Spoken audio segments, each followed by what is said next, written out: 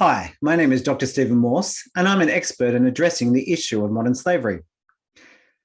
I wish to share my 4 top tips to effectively engage with suppliers to mitigate the risk of modern slavery.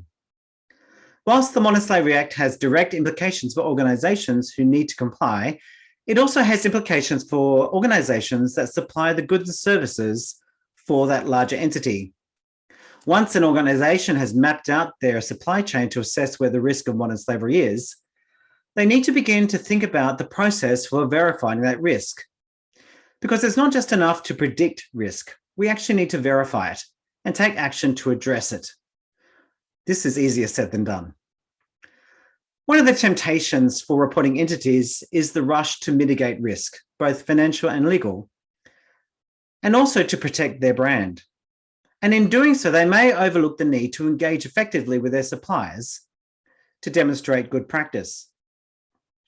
These temptations include issuing a statutory declaration that requires a supplier to declare that they are slave-free, which is an impossible task.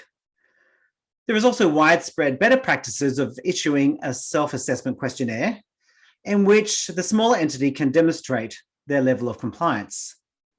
Whilst this is a reasonable step to take, a better practice is to actually go and engage with suppliers so that they actually can understand what it is that you're asking them to comply to.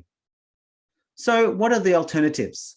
Given the complexities of modern slavery risk and the reality that as organizations look beyond their direct suppliers, the more opaque the supply chain becomes, it's important for organizations to match data and process with an interpersonal approach that promotes collaboration, responsible sourcing, and resilience. To be effective with your suppliers, consider these 4 top tips.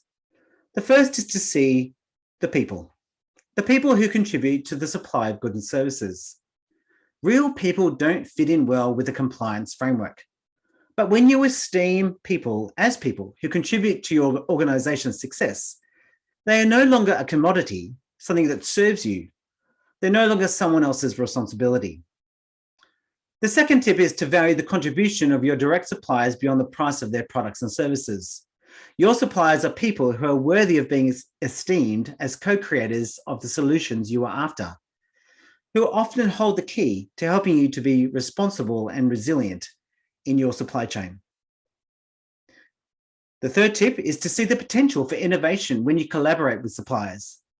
When we move beyond the dynamic of buying and selling, we can perceive opportunities for doing things better and to perceive new business opportunities. The fourth tip is to see the potential for impact.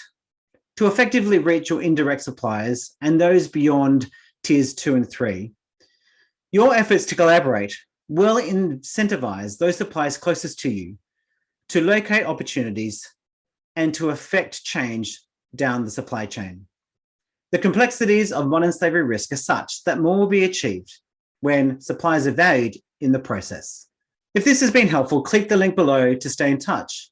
Please also subscribe, like, or share.